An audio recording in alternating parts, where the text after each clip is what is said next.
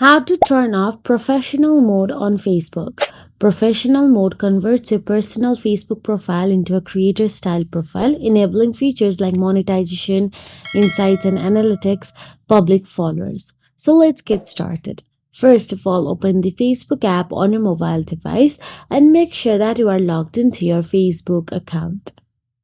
Once inside the Facebook app, all you have to do is tap on your profile picture at the top left corner of your screen and navigate to your profile.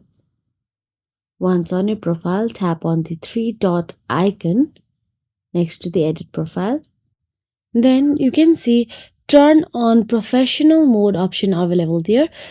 Then all you have to do is tap on it and you will get to see the turn off if you have turned on the professional mode and confirm when asked, and your profile will switch now back to personal one.